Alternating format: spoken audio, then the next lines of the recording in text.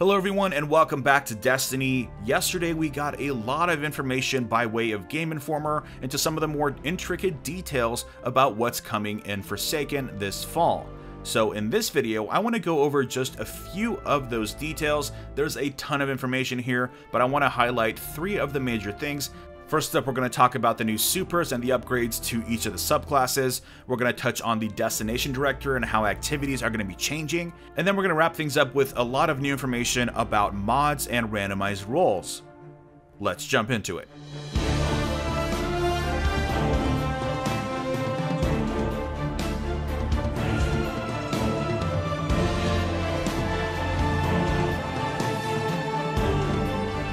Alright, let's just get into it. Of course, all of this information can be found in the August issue of Game Informer. They have a cover story for Forsaken, and they're going to be releasing a lot more information throughout the week through their website. I'll leave a link to the Destiny 2 Forsaken hub down below.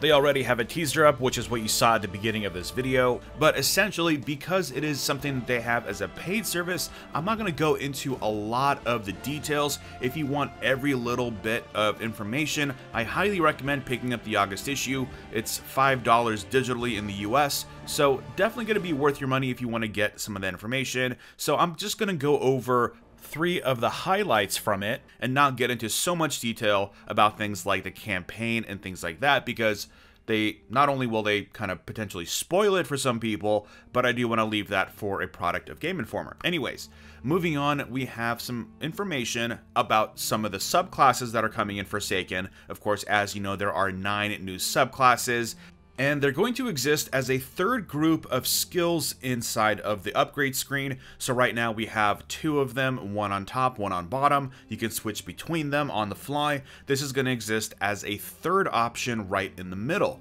So this is going to come with not only the new super override, which is going to override this current super of that subclass, but it's also going to include 3 new abilities that are going to complement that new super. A very good example of this is the new Dawnblade super, which is called Well of Radiance.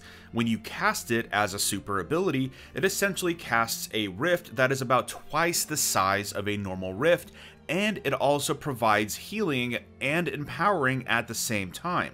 While the Well of Radius is active, you can have your Warlock also throw out healing grenades, which is pretty awesome. Now, while you're not in your super, the Dawnblade on this focus can charge up a grenade to turn it into a healing grenade to throw at an ally. I think this is super cool. Another good example of this is with the Arcstrider. You can do your normal acrobatics and use the super as usual, but you also gain the ability to deflect projectiles back at targets. Not only does that of course protect you from incoming damage, but while you deflect, it actually will charge up the power of your Arcstrider and make successive Arcstaff hits do even more damage. I think it said up to 3 times damage. Well, you know, the Arcstaff is probably one of the most powerful supers already, so it's really hard to imagine it doing even more damage. The Raiden Flux is still going to be a very, very popular exotic going into Forsaken, that's for sure. Now, one of the supporting subclass features that I really like is the melee override. Kind of similar to how Shoulder Charge might work for the Titan, with this ability you can actually slide in to sort of activate it, and then melee to do an uppercut with your Arcstaff. That's pretty insane. So of course you'll have to sprint to get into sliding mode anyways. You slide, you do the uppercut, you feel pretty awesome and badass. And the nice thing is that this Game Informer article does go over each of these in more detail, and as we see them more in action and learn more about it, I'll be going over all of them in much more detail, but I did want to give you just that preview of some of the things that are going on with subclasses. Now, the next thing I want to touch on is in regards to the director. As you might expect, they are going to have to rearrange things in the director to make space for the 2 new destinations that are being added. However, they're taking it another step forward and kind of revamping some of the UI elements. Currently, aside from the destinations, we have nodes for Strikes and Crucible. Well, it turns out that those are going to be moved to the bottom of the screen, in addition to the new Gambit mode, which is going to be a third node for activities.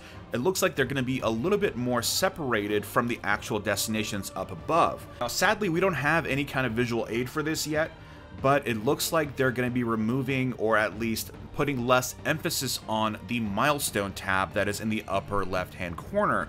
Instead, what they want to do to keep you more engaged in the destinations and to also free up the sort of laundry list mentality of the director, they want to make it so that planets sort of glow or glisten when there's something going on. So for instance, if the flashpoint is on Titan, then that planet might feature some sort of pulsating glow or something to let you know that there's something that you might want to check out. So then you dive in and then you see that there's a flashpoint going on. There's probably going to be some kind of on-screen indication for that. So I'm very happy about this. I'm not a fan of the laundry list of milestones to complete and then you're done for the week. They want to keep it engaged and keep things moving. Another good example of how things are going to be a lot more organic include the daily heroic mission and also strikes.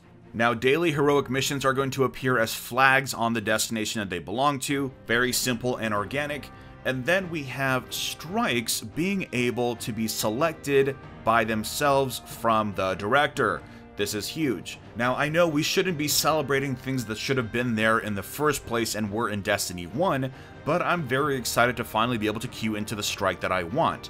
This is going to appear again like flags on the destination. So you're going to be able to go to, let's say, the front door to the Pyramidion, where you might be able to activate a flag to start that strike. Now, you might be asking yourself, well, the reason right now that it's not on the map, and probably the reason they removed it as selectable strikes, is because there really is no purpose to selecting an individual specific strike other than just for fun. Well, it turns out this is actually going to complement a sort of bounty hunt system that has to do with the Dreaming City. Without spoiling too much, eventually in the endgame, you're going to have to make your way to other destinations to do specific strikes for very specific reasons. This is pretty cool, and I like that Forsaken is going to affect all of the destinations. I mean, it would be a little strange if it didn't, considering the setup of the story. I'll just leave it at that.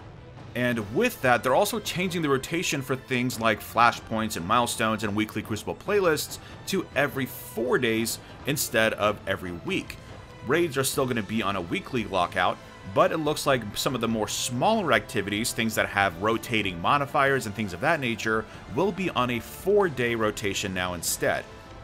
Now, before we move on to mods, I did want to make another point just because it is related to activities.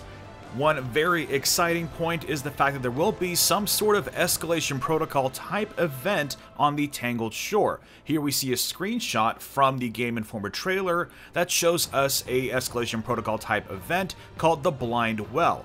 Currently, the players are participating in Tier 1 of that activity, and you can see there are 4 waves before a final boss.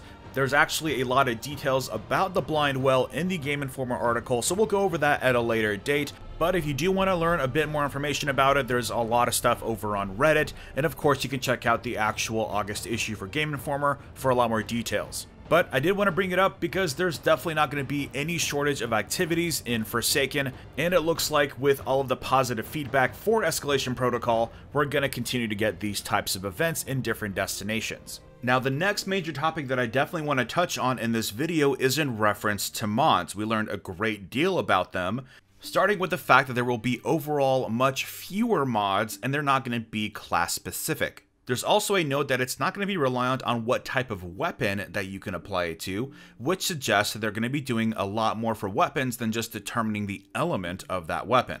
I personally would be more than happy to sacrifice my ability to customize the element of a weapon if it meant that I got a much more interesting mod in its place. I mean, if you're a hobbyist player, you're probably sitting on a good stack of elemental mods, and it's a little bit of a shame that I can just go into my weapon and change the element and I'm good to go, don't have to worry about anything else. I like the sort of slight constraint that comes with the fact that I might have to grab a completely different gun if something is solar versus arc. This gives me the ability to play around with more of my guns instead of just sticking with 3 weapons forever. There is also a mention that the random roll system will be identical to the way it was in Destiny 1, so whether or not this includes randomized elements remains to be seen. Now, a couple other interesting notes from the article. This is going to act as a way of doubling down on the weapons that you like, so hopefully they'll be adding some interesting characteristics to your gun that you normally wouldn't have, and then mods will no longer boost an item by 5 points. So the max power will not be 605, and by the way, it was confirmed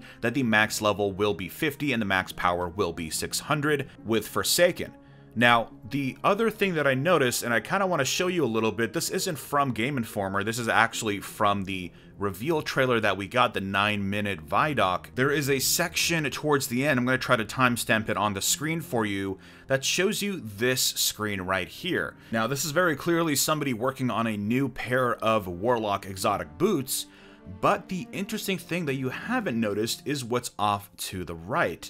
Now, I was looking closer to this, interestingly enough, yesterday morning before the Game Informer article came out, because I noticed that these sort of off to the right seem like armor perks or armor mods of some kind. Now, I wasn't able to piece this together until after the Game Informer article dropped, because we learned that a couple examples of some of the new armor mods, which are now going to sort of complement different playstyles, and a couple examples include the ability to have better hip-fire accuracy while airborne, and also doing extra damage to vehicles.